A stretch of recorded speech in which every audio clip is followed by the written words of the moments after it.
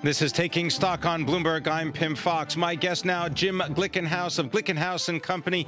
He says there's bound to be another financial collapse or indeed some huge bankruptcy. Let's find out why. Jim Glickenhaus, welcome to Bloomberg. Thank you. Good to be here. So why are you so upbeat, Jim? I mean, why are you saying that there's going to be another financial collapse almost around the corner somewhere? Well, I'm not saying it's around the corner tomorrow or in the next 10 minutes, but I do think that there's a lot of delusion going on among people. And I also think that people are unwilling to face the realities of the economy.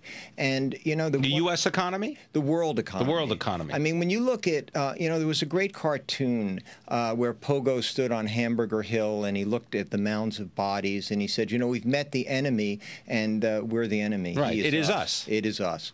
And that's frankly what I see. I mean, congressmen and presidents go on television and they blame the evil people in Wall Street when, in fact, all of us caused the meltdown.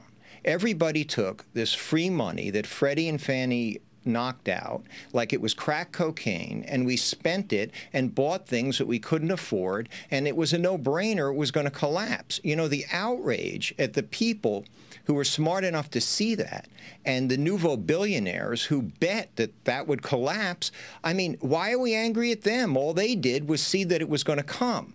You know, this rage then gets directed at Goldman, where, frankly, what Goldman is being accused of is not causing the financial meltdown. What they're being accused of is not really disclosing where they were on a certain thing they sold, and that perhaps some person who was packaging that was shorted. Well, you know, indeed, I saw the letter that John Paulson sent out to investors, sort of trying to bring them up to date about all of this. And one of the lines in the letter is that at the time he engaged in the short trade, betting that there would be a blow-up of subprime mortgages, nobody else or very few people in the investment community or in the world believed that the housing market could actually lose value.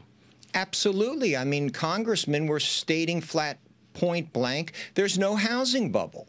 I mean, these were the guys who had their hands on the throttle of Fannie and Freddie and just pushed it to the wall and flooded the market with cash. And you were a complete idiot if you didn't have 4 houses and 3 condominiums in Miami. Well, this can't end in anything but tears. And when it did, instead of blaming ourselves, we look for, oh, it must be these evil guys in Wall Street. And we hate them because guess what? A few of them realized this and made $1 billion. And so what happens next? I mean, take a look at what's going on in Greece and see, is there a connection between that and what could happen in the United States? Absolutely. The system cannot go on indefinitely contravening the laws of economics. Let's take Greece. If you're 50 years old and you work in a dangerous profession, and in Greece they consider being a hairdresser a dangerous profession because you're exposed to hair dye, you can retire with a full pension.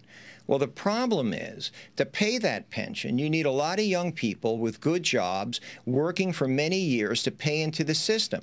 That's not happening. You can't have 1/3 of the people working in government jobs because we all know, anyone who's ever been to a Department of Motor Vehicles, that it's not the most efficient use of money in the world, and those employees aren't building something that you can eat, drink, taste, or carry around with you. So that doesn't work. And the other problem is when you keep borrowing money because you have such large deficits, that doesn't go on forever because people don't want to lend you money anymore. And the people rioting in the streets, they don't understand. It's not my fault, they say. It is their fault.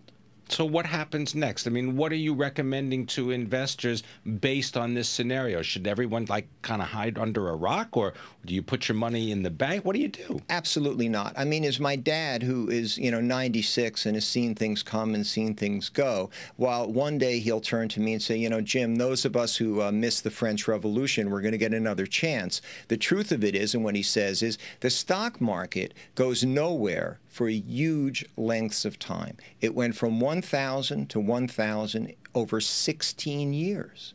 In the last 10 years, it's gone nowhere. It could be another 10 years that we are in a range. You can still make a lot of money in the stock market during those times, but you have to find companies that no one likes, that no one wants, that they're throwing in the garbage, that you believe have turned around, have value, and you have to buy and hold them, and there will be stocks that do well. It's not a stock market. It's a market of stocks.